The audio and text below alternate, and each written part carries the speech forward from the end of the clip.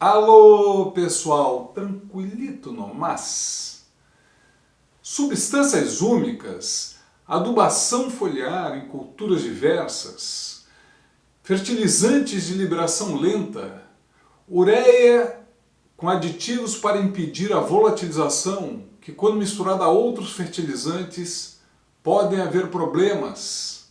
Conversei com o professor Douglas Guelph, da Universidade Federal de Lavras, uma das grandes autoridades da pesquisa sobre fertilizantes no Brasil.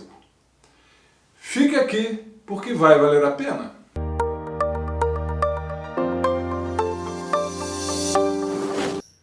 Eu convidei o professor Douglas Guelph, um querido professor, e que temos já um estrada bastante longa de trabalhos e atuações conjuntas, para conversar com a gente sobre os fertilizantes. Alguns fertilizantes estão novos no mercado e outros, e algumas promessas de fertilizantes mais interessantes. Ele trabalha muito na área de fertilizantes, então para uma entrevista que vai ser muito interessante.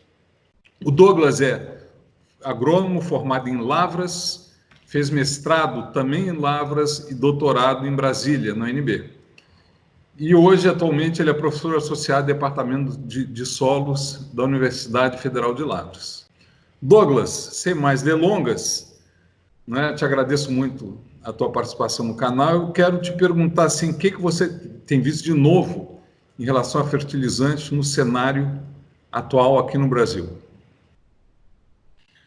Então, Nelson, primeiramente é um prazer estar com você aí, participar e dar minhas contribuições e bater um papo com você sobre fertilizantes no seu canal aí, que é muito bem visto aqui na universidade. Então, mais uma vez, de antemão, já te agradeço pelo convite. É uma satisfação poder falar um pouquinho sobre esse assunto, que eu amo tanto os fertilizantes aí, adoro o que eu faço. Então, para mim é uma grande satisfação. Então, Nelson, eu tenho procurado, né, sempre rodar dentro do Brasil, onde é possível acessar para a gente buscar tecnologias que estão em desenvolvimento, ou estão sendo lançadas, ou já em comercialização pelas indústrias ao redor do Brasil e do mundo, né? Então, dentre hoje, a gente sabe que o mundo ele vai ter uma demanda ele tem uma demanda, né, crescente por alimentos, terras, ou enfim, vamos resumir isso em recursos naturais que podem ser finitos ou não, né? Existe até uma estimativa importante, publicação de um pesquisador chinês que ganhou até recentemente o prêmio IFA, que mostra que nós temos que aumentar entre 0,4 a 0,7 unidades a eficiência de uso de nitrogênio na agricultura, para a gente conseguir produzir alimentos em quantidade adequada para as pessoas num futuro próximo, aí, vamos se dizer. E a gente, para conseguir esse aumento de eficiência, nós temos diversos caminhos aí dentro das práticas de manejo que eu chamaria dos quatro R's aí em inglês, né? Ou 4C em português, que é a dose, fonte, local e época de aplicação. E hoje se fala muito também num quinto C, que seria os dados, né? O Big Data aí que o pessoal chama, que a gente precisa entender muito bem como que esses dados, trabalhar os dados que a gente obtém também dentro das áreas agrícolas, né? E dentro desses conceitos aí de práticas de manejo 4C, uma delas são os fertilizantes, né? Então, as tecnologias para fertilizantes. O que a gente tem visto de avanços dentro dessas tecnologias, basicamente? Existem vários grupos de tecnologias, uma coisa que a gente tem que entender logo de cara, né? Por exemplo, a gente tem os fertilizantes convencionais, que são sintetizados lá e produzidos à base da amônia, né? Produzida do gás natural, por exemplo, que a gente retira o nitrogênio do ar atmosférico e o H2, principalmente do gás natural. Então, uma das coisas que tem sido bastante discutidas no mundo, justamente é de onde vem esse H2 para produzir a amônia, né? Um dos avanços que eu vejo que o mundo busca no setor de fertilizantes é pegar uma fonte limpa de H2, né? Que hoje vem dos hidrocarbonetos, do gás natural, né? Então, existe um esforço bastante grande para, por exemplo, tirar esse H2 de outras vias aí, como, por exemplo, por meio da eletrólise da água. Eu acho que é Clean Ammonia Production, né? Seria é o que a gente tem nesse contexto. Então, uma das principais buscas aí por novidades em relação a fertilizantes, eu acredito que seja essa. Falando especificamente das tecnologias, a gente tem também hoje os inibidores de urease, inibidores de nitrificação, a gente tem fertilizantes revestidos com resinas para evitar, né, vamos dizer assim, a liberação rápida do nutriente presente no grânulo do fertilizante. São algumas das principais tecnologias hoje discutidas no mundo, né? A Europa talvez seja a região do mundo hoje que tem uma grande preocupação com essa questão de fertilizantes, né? Principalmente nitrogenados, porque a gente tem a questão das emissões, tanto de óxido nitroso, amônia, né? Então, a legislação europeia mudou recentemente e eles têm sido bastante criteriosos em relação à eficiência desses produtos, persistência no solo, tempo de prateleira, uma série de coisas importantes relacionadas, intrínsecas a essas tecnologias que já estão basicamente sendo implantadas ao redor do mundo. Sobre os inibidores de urease, né, a gente sabe que eles têm um tempo de prateleira, de armazenamento, dependendo das condições, principalmente temperatura, já medido pelos colegas do IAC, né? Sim. Pelo Johnny, pelo Heitor Cantarella, pelos colegas. A pergunta é, como é que você vê isso? Existe algum no final, vamos dizer, no final do túnel, existe alguma luz em que a gente pode melhorar essa questão de armazenamento da ureia? Então, Nelson, eu vejo coisas assim dentro do cenário atual possíveis e já acontecendo. Um deles, por exemplo, basicamente quando você tem problema, o ideal hoje é você entregar 530 miligramas de NBPT por tonelada de ureia, num produto como esse. Você entregar, a hora que a ureia cair lá no solo. Deixa eu só falar, no canal isso já apareceu, já Uhum. comentei sobre isso, inclusive a gente pegou algumas empresas que não entregam, começa daí, né? Essa quantidade. Isso. Bom, Então, e aí elas não entregam justamente por essas questões de armazenamento, né? Então, assim, é um caminho talvez simples. Em vez de você colocar os 530 no seu fertilizante na indústria, você coloca 700, 750. Só que isso acaba reduzindo ou não um pouco a margem de lucro, né, em relação ao inibidor. Mas isso é uma questão de negócio e estratégia que eu não vou entrar nessa celeuma aqui, vamos dizer assim. Mas uma estratégia simples eu não consigo entregar o 530 porque não chega lá. Então, o que eu faço? Eu posso aumentar a concentração. Então, para eu chegar lá, se eu colocar 1.000, eu vou chegar com 700, mesmo degradando. Então, essa seria uma estratégia. Existem as principais empresas do mundo hoje que trabalham com inibidores de urease. É importante saber que tem diferentes formulações e variações entre as empresas. Hoje, uma delas, ela teve a iniciativa de desenvolver uma nova molécula. Essa nova molécula, o que é, basicamente? Eles colocam o NBPT em contato com outra substância química. Uma explicação bastante simples e direta. Para evitar que o NBPT fique sujeito à degradação no solo. Então, é o que eles chamam de uma... No solo ou na armazenagem também? E na armazenagem também. Ele melhora essa questão durante a armazenagem, né? Então, para evitar esse tipo de problema, eles sintetizaram uma molécula ou uma formulação que tem NBPT, vamos dizer assim, prontamente disponível, e uma fração que eles chamam de adulto, que é um NBPT que vai ser liberado gradualmente para inibir a atividade da urease no solo ao longo do tempo e não só nos primeiros dias após a aplicação da ureia. Então, algumas das iniciativas... Alguém já testou isso no Brasil, você sabe, Douglas? Isso já está sendo implantado comercialmente no Brasil nessa próxima safra, né? E já foi testado? Não sei se você ou outro colega...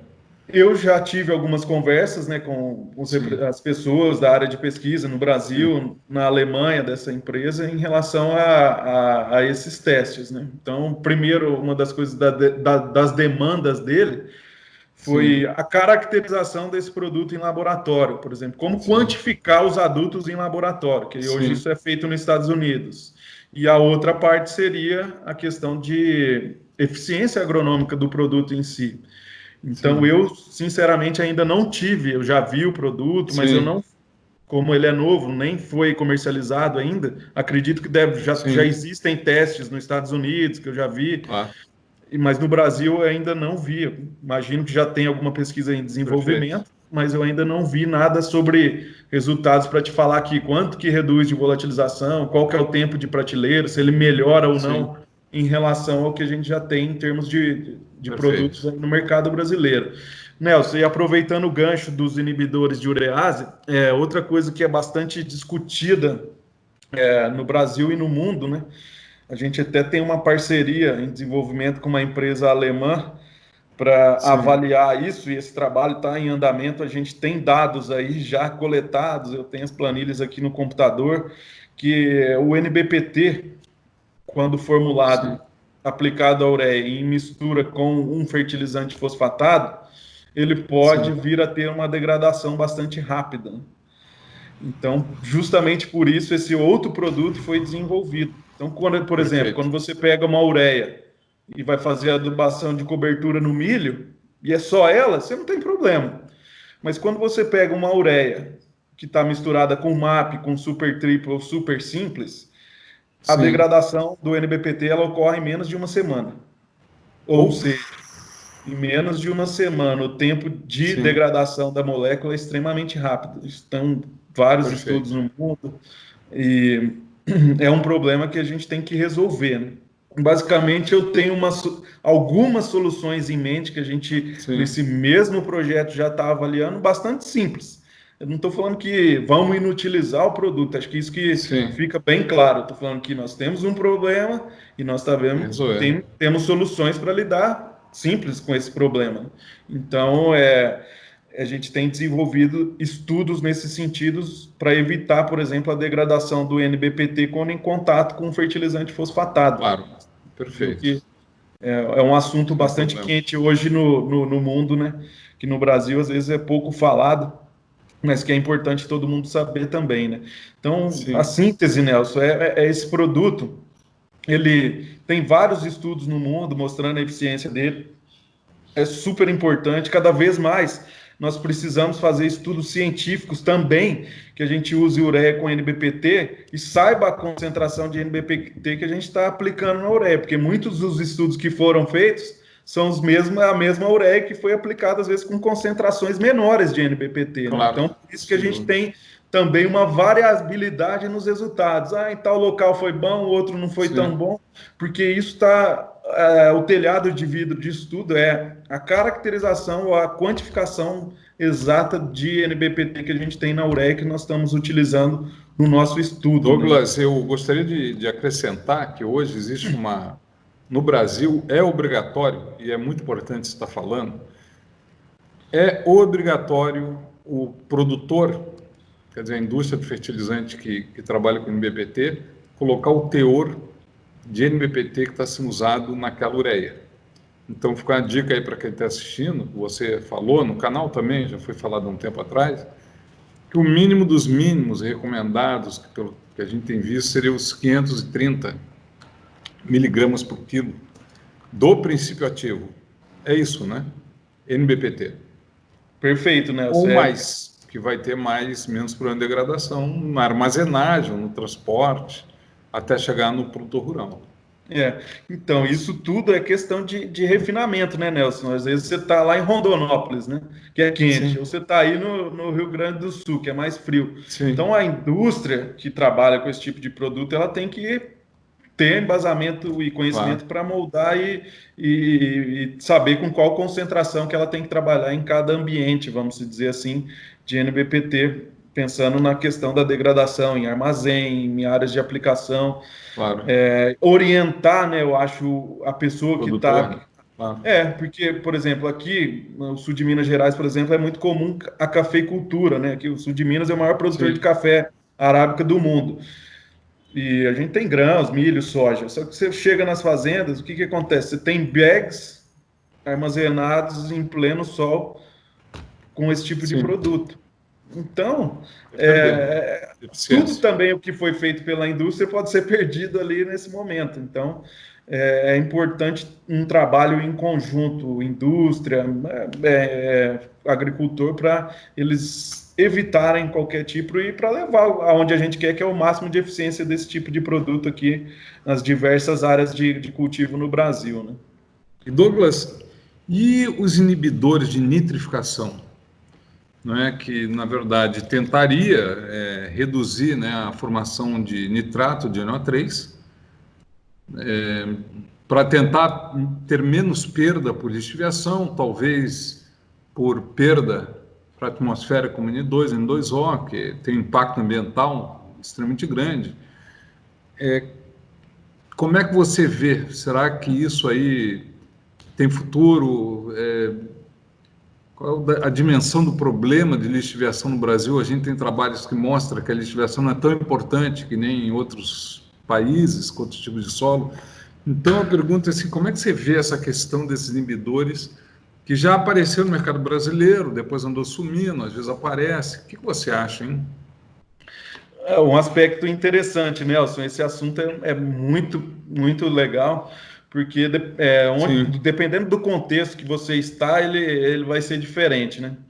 Recentemente eu tive na Holanda, num congresso, e lá se falava muito em inibidor de nitrificação, né? Porque o ambiente lá da Europa, onde você tem áreas agrícolas, na maior parte ele é totalmente diferente do nosso, né?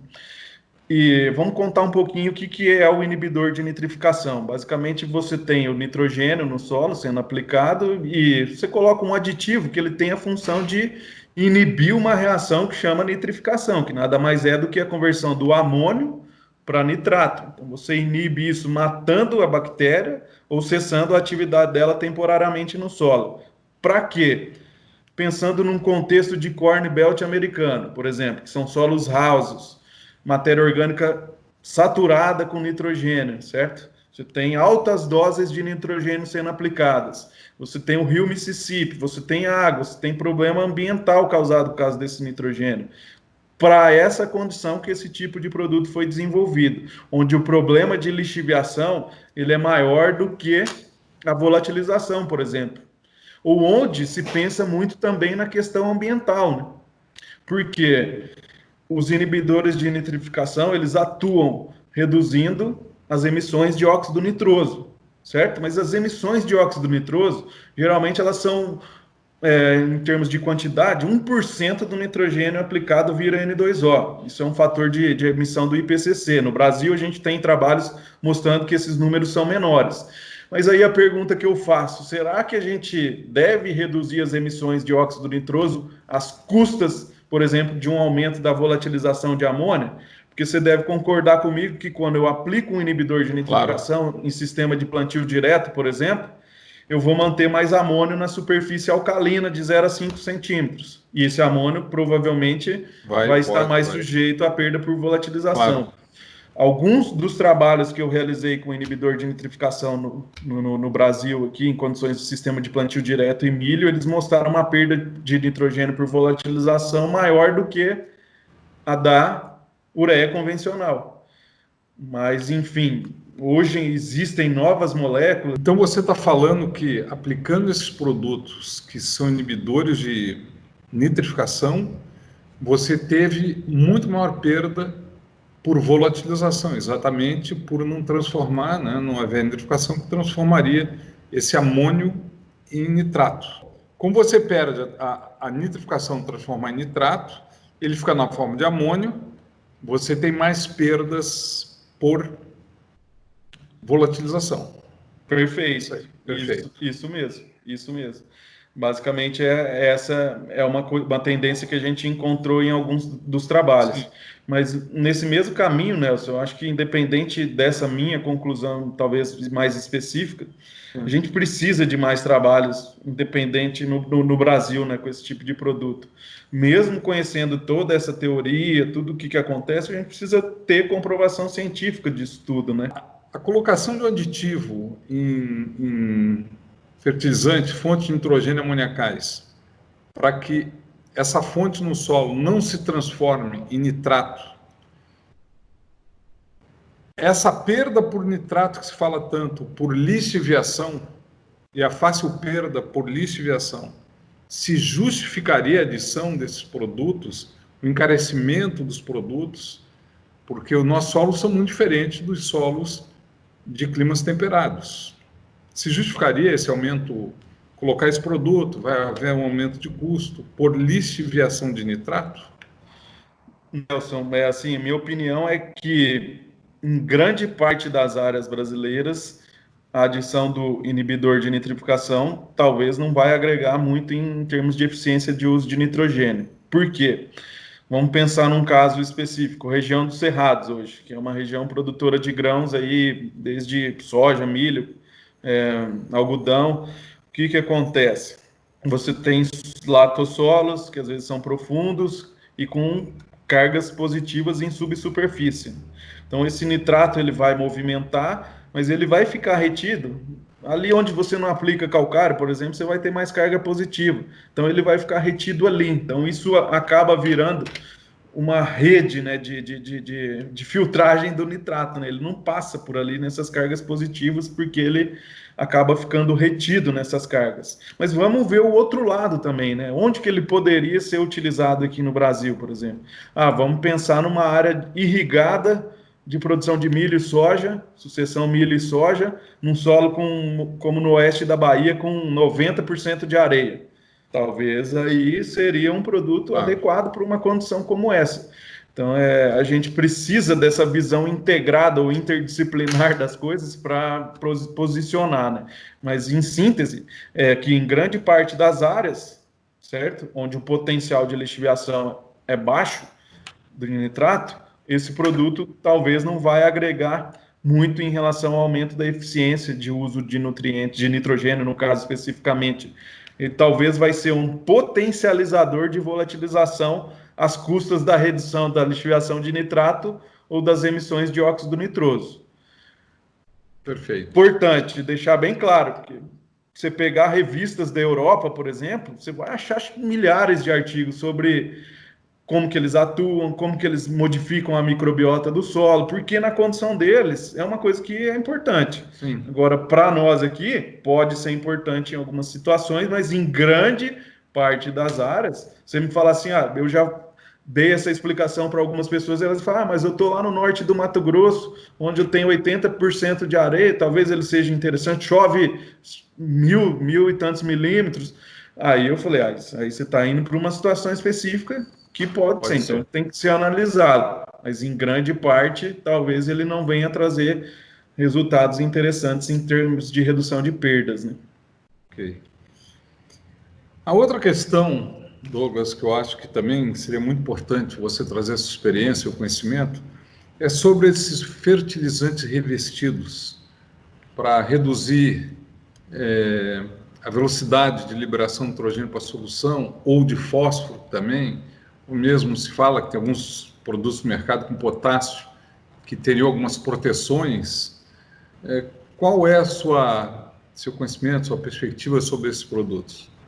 Legal, Nelson. Essa é importante pergunta e dentro desse escopo das respostas é importante a gente saber se é nitrogênio, se é fósforo ou se é potássio que a gente está revestindo. A primeira coisa, nitrogênio, ureia, prontamente solúvel em água. O que a gente quer fazer? Diminuir a liberação do nitrogênio da ureia para o solo, para ele não ficar sujeito às perdas. Então, você põe uma capa que atua ali física ou quimicamente, né, dependendo da composição dessa capa ou desse revestimento, para justamente liberar esse nitrogênio gradualmente ao longo do tempo ou de acordo com a curva de absorção de nitrogênio da cultura. Dentro desse contexto, é muito importante também deixar bem claro que o fertilizante é um ator. A gente tem outro ator, ou vários outros atores aí que estão na matéria orgânica do solo, que, por exemplo, a gente fez um estudo aqui numa área de café, nós achamos que em 80 centímetros, nós encontramos de 10 a 12 toneladas de nitrogênio na matéria orgânica. A gente mediu os estoques de carbono. Então, quando a gente fala num universo que seja de 3, 4, 5 toneladas na camada de 0 a 20, e você aplica 300 quilos de N, então a gente tem que pensar nesses dois sistemas supridores, né? Então, não é só o fertilizante que está suprindo nitrogênio em cada fase da cultura. A gente tem a mineralização da matéria orgânica, que é muito importante nesse contexto. Então, às vezes, parece que é possível você sincronizar a liberação do fertilizante com a absorção pela planta. Mas a gente tem que lembrar que existe outro ator nesse cenário, que é a matéria orgânica do solo como supridora de nutriente também, e que pode promover uma variação, né, nesse suprimento de nitrogênio também ao longo do tempo, né?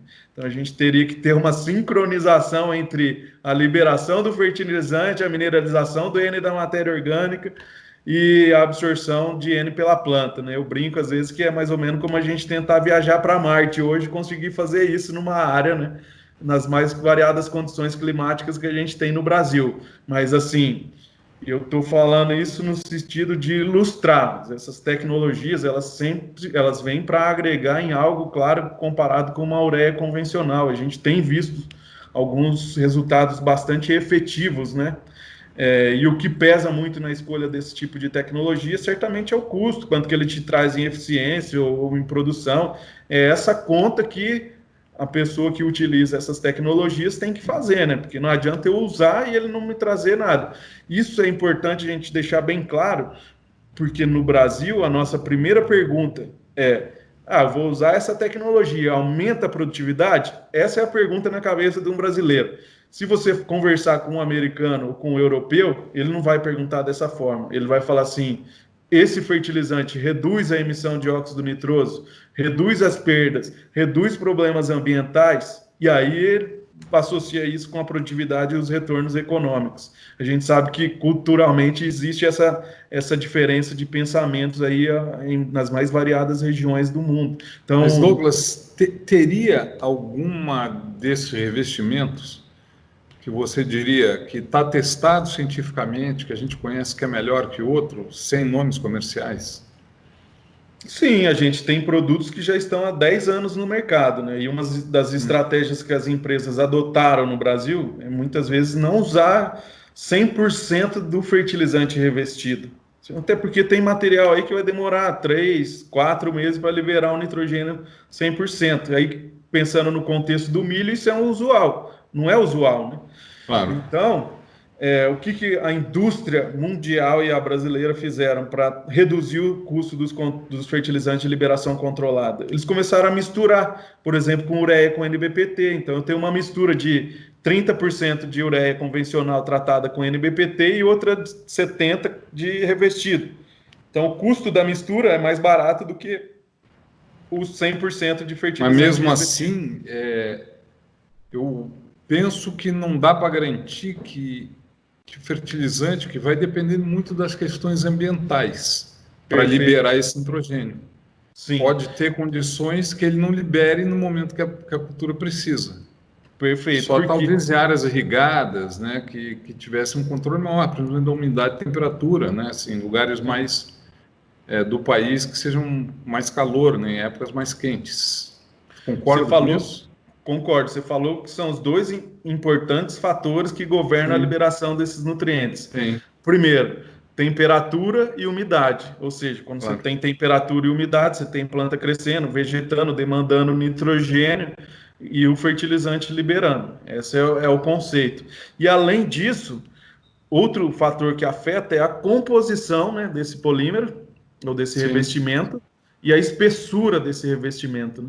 Então, esses são dois fatores importantes. Então, ela tem como trabalhar a proporção dos fertilizantes, a espessura do revestimento, né? E o tipo de revestimento para fazer uma mistura, por exemplo, do que seria um blend aí de fertilizante nitrogenado. Aproveitando, Nelson, outra questão bastante falada dentro do contexto dos fertilizantes revestidos, pensamento brasileiro, importância zero, mas pensamento ambiental, mundial, para a gente pensar em ter um mundo ou uma agricultura cada vez mais equilibrada ou dentro de conceitos que a gente considera adequados aí, é a questão da biodegradabilidade dessas resinas, né? Então, muitas delas são produtos, são plásticos, né? Poliéster, poliuretano, são produtos que têm uma alta persistência no ambiente. E na Europa já existe um movimento para limitar a quantidade de resina aplicada via fertilizante, porque eles têm vários programas para reduzir o uso de plástico nos mais variados setores, né? Então, é uma linha que a gente tem trabalhado, que é o desenvolvimento de revestimentos biodegradáveis, né? Então, existem testes hoje que a gente pode fazer para analisar como que vai ser a biodegradabilidade desse revestimento ao longo do tempo, né? Então, a gente poderia perguntar assim, mas é muito pouco que é aplicado. Eu fiz essa pergunta lá para pessoas assim que têm outra visão, só para ver o que eles iam falar, né? Eles falaram, não importa se é 1 ou é 5 ou é 100 quilos de plástico que vai no fertilizante, para a gente não importa. A gente quer controlar isso porque essas resinas, elas ao longo do tempo, elas podem se acumular no solo. Então, e hoje existe um esforço bastante grande para desenvolver novos revestimentos que sejam biodegradáveis, vamos dizer assim, ou menos persistentes no solo, né? Porque muitos desses compostos aí, com o tempo, eles vão se degradando em CO2 e aí é com isso que a gente consegue fazer a medição da biodegradabilidade deles no solo, né? Perfeito. Douglas, e quanto ao fósforo e potássio?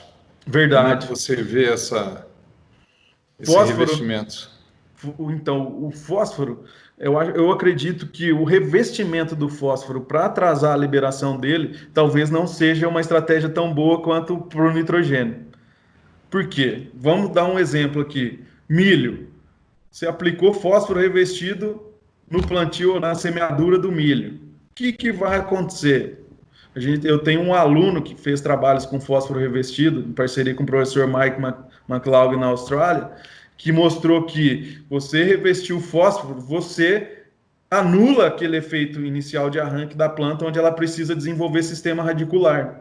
Então, ele desenvolveu resinas biodegradáveis, ele até foi premiado aí pelo IPNI na época, e ele tinha uma resina, por exemplo, que em 120 dias ela não tinha liberado 100% do fósforo. Mas o resultado, em termos de absorção de fósforo, foi muito pior, porque as plantas precisam de fósforo para um crescimento inicial de raiz.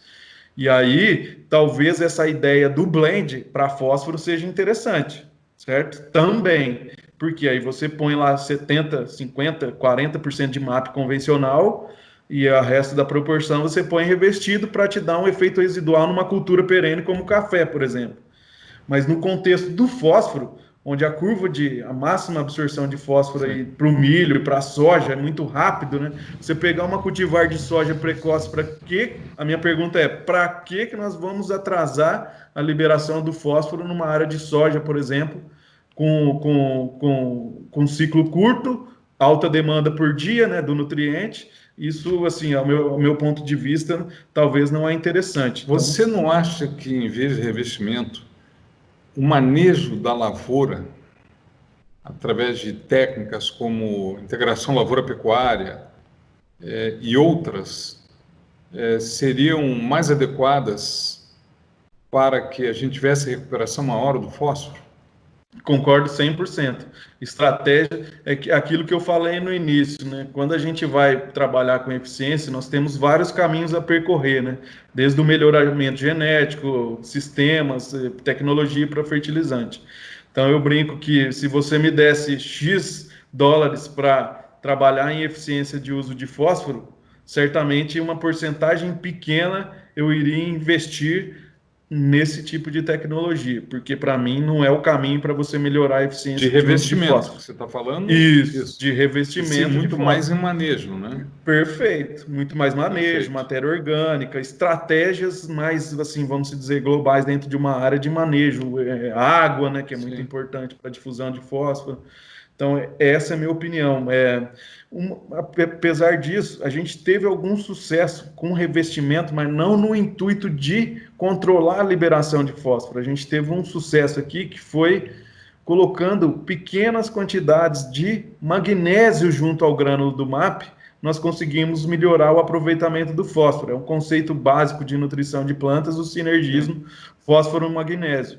Então, assim, não foi com o intuito de suprir todo o magnésio da área, simplesmente colocar magnésio perto do fósforo e perto da raiz da planta, para tentar ajudar com que o fósforo passe mais rapidamente da solução do solo para dentro da planta para que ele seja utilizado no metabolismo. Isso em solos que tinham magnésio e fósforo altos, ou não? Nós testamos nas duas condições. As maiores respostas foram onde o magnésio, principalmente, era baixo. Né? A gente conseguiu alguns resultados onde o magnésio era interessantes. alto? Menos. Perfeito. O resultado foi menor, certo? Tá. Foi Douglas, mais efetivo. Perfeito. Quanto ao revestimento de potássio, faz sentido? Como é que você vê? Então, se a gente pensar no contexto do potássio, qual que é o principal problema de potássio, né? Primeiro conceito, nós não podemos trabalhar com mais do que 5% da CTC em potássio. Áreas de café sul de Minas Gerais, nós temos 5% de potássio na camada de 20 a 40 centímetros. É muita coisa. Então, é o primeiro conceito que a gente deve trabalhar. Segundo, pensando nos fertilizantes, o que um revestimento de cloreto de potássio agregaria em termos de eficiência? São dois caminhos simples. Ele vai potencialmente reduzir lixiviação de potássio, certo? E segundo, ele vai ter um menor estresse salino na região do sistema radicular. Para mim, essas são as únicas vantagens que poderiam ocorrer com o uso de um revestimento para potássio, a princípio. Claro que em um debate, em uma conversa ampla, a gente pode ter outros. Mas para mim, por exemplo, você pega uma área de banana, são aplicados 800 quilos, 1.000 quilos de potássio por ano, certo? Você pega o próprio café, né, que se usa aí 300 quilos de K2O.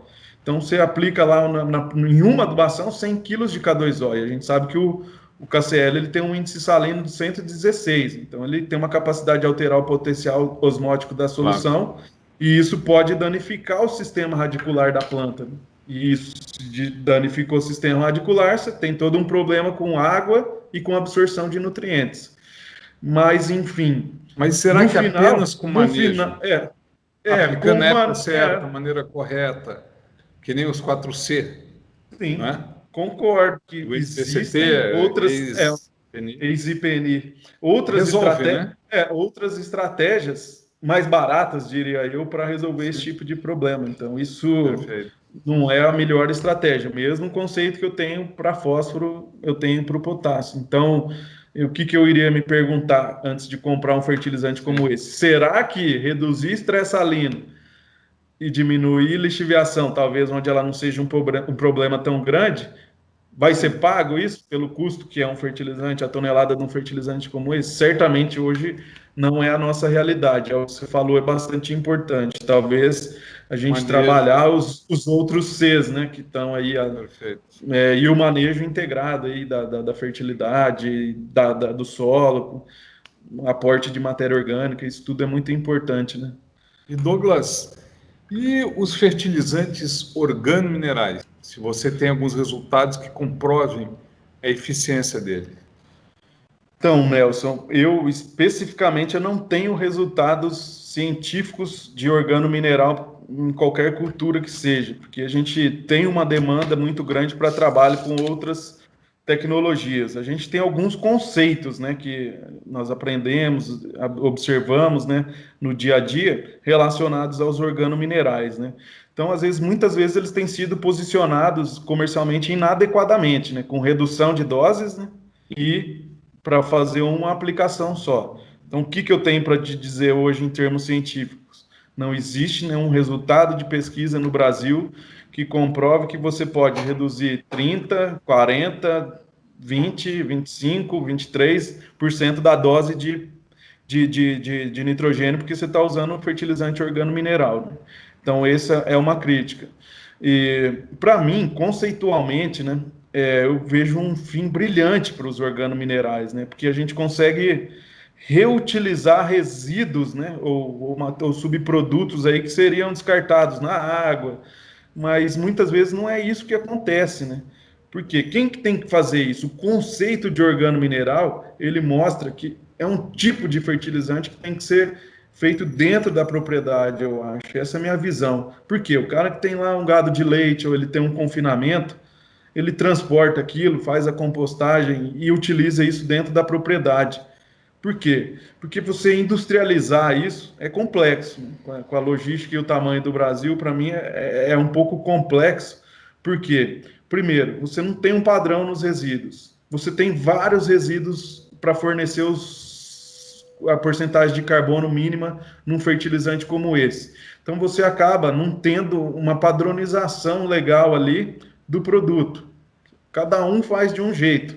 Então fica difícil até para a gente apontar onde que está certo o negócio e onde que está errado. Porque cada um faz de um jeito, usa uma matéria-prima diferente, às vezes se protege mais para evitar qualquer tipo de problema no processo de produção, outros já não preocupam tanto. Por exemplo, é extremamente inaceitável você misturar ureia com resíduo de esterco fresco, ou resíduo, qualquer resíduo que ali você tem pH alto. Qualquer um, se você for olhar o pH de um esterco, ele é alto. E ali tem urease. E aí você mistura a ureia com o esterco. Aí o que vai acontecer? Você vai perder nitrogênio antes de aplicar esse fertilizante organomineral, né? Então, resumidamente, o meu conceito talvez alguns estejam fazendo certo, mas eu vejo que muitos não estão fazendo o processo de produção de maneira adequada e usando os resíduos orgânicos que deveriam ser adequados. A gente sabe aí que tem algumas formulações de fertilizantes organominerais no mercado que tem 70%, 80% de fertilizante mineral. Certo? Sim. Então, isso é bastante questionável, tanto economicamente quanto tecnicamente e ambientalmente, né? Essa é a crítica que a gente faz.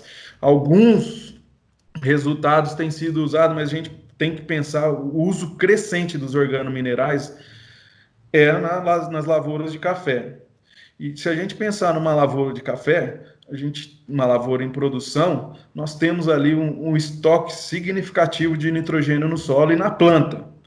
Então, qualquer erro que eu cometa ele não vai, às vezes, aparecer em um ano, se eu reduzir 30% da dose, porque eu tenho um estoque de N do meu solo e tenho uma planta que, se estiver bem nutrida com nitrogênio, ela não vai sentir tanto num curto prazo.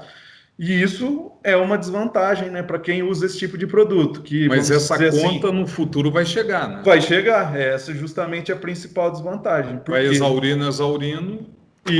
Isso, para mim, vai totalmente contra o que a gente pensa como eficiência de uso de nitrogênio na agricultura. Bom, agora o assunto que eu gostaria de abordar contigo, Douglas, saber a tua experiência e posicionamento sobre os foliares. Em culturas perenes, a gente sabe que eles são muito importantes. Mas em culturas anuais, como é que você vê o uso de adubos foliares em culturas anuais? O que você acha? Esse é um setor hoje bastante crescente no Brasil, né, em termos de comercialização de produtos, Nelson. Mas, assim, a gente precisa colocar cada vez mais ciência nisso, né, no Brasil. Eu já tive a oportunidade, às vezes, de conversar com pessoas desse setor e falar que vocês têm um produto na mão, mas vocês precisam mostrar as vantagens dele e os resultados dele, né? Porque muita coisa, às vezes, é feita e a gente não vê a consequência ou o resultado de um fertilizante foliar. Eu acredito que existe, às vezes, um uso generalizado de soluções multinutrientes. Às vezes você está aplicando lá um fertilizante foliar que tem cobre, manganês, zinco, boro, ferro, molibdeno, mas você não precisa disso. E a gente sabe que isso traz um custo para o agricultor, né? Então, na verdade, o que vai acontecer? Quando ele opta por usar um produto como esse, ele pode estar perdendo parte das receitas que seriam o lucro dele ali no futuro, né? Mas em algumas situações eu vejo a aplicação dos fertilizantes foliares como interessante, né? Onde você tem alguns períodos do crescimento da planta, onde o solo não é capaz de suprir, por exemplo, esse nutriente, ou por falta de chuva, por exemplo, você pode ter um pico de demanda de algum micronutriente, você vai lá ou em pH alto, né? Que acontece eventualmente. Ou em pH alto, né? De manganês, você concorda? Concordo, porque se a gente vê a disponibilidade de ferro, cobre, manganês e zinco, ela diminui em função do aumento do pH. Então, quando você tem uma superfície do solo alcalinizada, pode ser também um problema para resolver esse tipo de questão, né? A aplicação via folha, porque aí não vai ter contato direto, vamos dizer assim, com o solo, que poderia colocar esses nutrientes numa forma não disponível às plantas. O mercado brasileiro hoje está com muitas ofertas de produtos, tanto foliares como sólidos, granulados, com algas, ácidos úmicos e outros materiais de origem orgânica. Qual a sua opinião, se você tem algum trabalho, conhece alguns trabalhos que nos afirmam que vale a pena o investimento do produtor rural nesses materiais? Beleza, Nelson. Essa pergunta ela foge um pouquinho da minha linha específica de trabalho, mas mesmo assim eu gostaria de expor a minha opinião, né? Primeiramente, em relação aos bioestimulantes, eu acho que é um caminho difícil a ser percorrido. Eu acredito que tem pessoas muito bem preparadas no mundo, estudando e trabalhando com esse tipo de tecnologia. Por que que ele é difícil? Porque você integra aí várias áreas de conhecimento, né? Você tem que conhecer como que o bioestimulante afeta o metabolismo da planta ou das plantas, né? E como isso pode trazer resultados dos mais diversos, seja em melhoria a resistência a estresse hídrico, a doenças, aumento de produtividade, que eu acho que são algumas das coisas que a gente busca, ou os agricultores buscam quando aplicam um produto como esse. Já em relação a ácido... Mas temos comprovações científicas que isso efetivamente acontece com essa aplicação das algas? A princípio eu desconheço, né? Eu também desconheço. Posso até ser... Sim. Eu sinceramente eu afirmo para você que eu desconheço estudos específicos dessas algas assim mostrando algum aumento, né, no que seria algo de interessante por uma planta aí cultivada. Eu sou assim, eu gosto de falar isso, às vezes eu tenho uma raiz na minha formação que é fazer um beabá bem feito primeiro. Então acho que se a gente pegar os dados hoje de consumo de calcário no Brasil, eles estão muito abaixo do que seria o adequado, por exemplo. Então, se o cara não aplica um calcário, não faz um manejo adequado da fertilidade, não faz uma incorporação de matéria orgânica, um sistema que diminua a erosão para não perder os nutrientes que ele aplicou, não adianta aí, você vai aplicar um bioestimulante achando que ele vai revolucionar e você vai estar puxando uma área de conhecimento. Então, eu acho que toda vez que a gente pensar em aplicar alguma tecnologia desse tipo, nós temos que pensar: será que eu estou fazendo um beabá bem feito? Se a resposta for sim, que aí você está num alto patamar de produtividade, que um refinamentozinho que você tem ali, você vai conseguir melhorar a sua produtividade, talvez seja interessante analisar e avaliar para ver se vai ter algum resultado. Então, essa é a minha primeira dica. E o ácido úmico, o fúlvico, as substâncias úmicas, como é que você vê? Aí eu vou aproveitar seu gancho, né? Muitas das vezes você me perguntou, então, você não acha que é interessante fazer o manejo adequado? Eu acho que é esse o caminho. Ao invés de você tentar aplicar ácido fúlvico e úmico via fertilizante em concentrações pequenas, no universo de uma camada de solo de 0 a 5, 0 a 10 ou 0 a 20, que seja, eu chamo isso de gota no oceano. Então, qual que é a melhor estratégia para você aumentar a matéria orgânica e, consequentemente, ácido fúlvico e úmico naturalmente? Na vida, né? Às vezes a gente não consegue soluções rápidas, né, para as coisas. Então, eu acho que o caminho nesse sentido não é rápido, né? Para você conseguir aumentar ácido fúlvico e úmico, você vai ter que ter um manejo de solo com matéria orgânica, todo aquele conceito que a gente já conhece para preservar a nossa matéria orgânica do solo, que consequentemente vai trazer como consequência o aumento dos ácidos fúlvicos e úmicos, que podem trazer alguns benefícios aí para aumento da eficiência de nutrientes na agricultura. Basicamente, é essa a minha mensagem. É muito melhor você pensar num sistema como um todo do que só no fertilizante para aumentar o ácido fúlvico e o úmico da sua área que está sendo cultivada. Essa é a minha opinião. Professor Douglas, por favor, você tem alguma consideração a mais que você queira fazer, uma consideração final sobre toda essa aula que você nos deu durante todos esses capítulos que apresentamos da sua entrevista? Então, primeiramente, Nelson, eu gostaria de fazer alguma consideração, né, final, basicamente relacionada à importância do uso dos fertilizantes na agricultura brasileira e mundial para a produção de alimentos, né? Muitas vezes a sociedade brasileira não conhece, né, a importância dos fertilizantes e a contribuição deles para a manutenção da vida na Terra, né? Existem alguns estudos aí dos mais variados nutrientes. A gente pode pegar um estudo bastante legal aí relacionado à síntese da amônia, um artigo que foi publicado na Nature, quando ocorreu a comemoração dos 100 anos da síntese da amônia, que mostrou que os fertilizantes nitrogenados, ou a síntese da amônia, ela foi responsável para a manutenção da vida de bilhões de pessoas na Terra ao longo dos últimos 100 anos, né? Então, isso é uma questão bastante importante, né? Eu deixo essa mensagem para a gente, para os agrônomos, professores, técnicos envolvidos, né?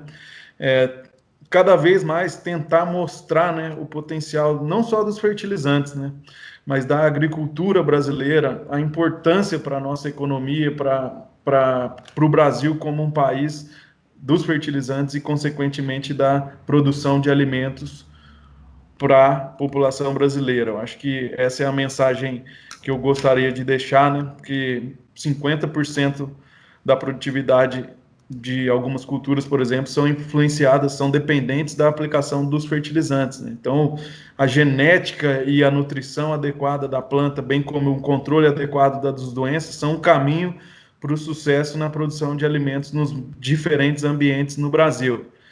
No mais, eu gostaria de agradecer a sua participação, a minha participação no seu canal aí. Você é um amigo de longa data, desde as primeiras reuniões lá do Nutrientes para a Vida. Eu sinto muito sua falta, a gente conversava bastante, gostei muito dessa oportunidade que foi para, mesmo que virtualmente, aí voltar a conversar com você. Muito obrigado aí, meu amigo. Douglas, meu querido amigo Douglas, muito obrigado. E você enriqueceu demais o canal. A gente hoje, são milhares de pessoas que ao longo do tempo assistem os vídeos e a gente realmente está tentando democratizar a informação. E dessa maneira chega de forma gratuita e também a todos os cantos do Brasil, da Argentina, Angola, Moçambique, outros lugares, Paraguai, Uruguai. Os irmãos também assistem. Douglas, muito obrigado. Eu que agradeço, parabéns pelo trabalho, um grande abraço.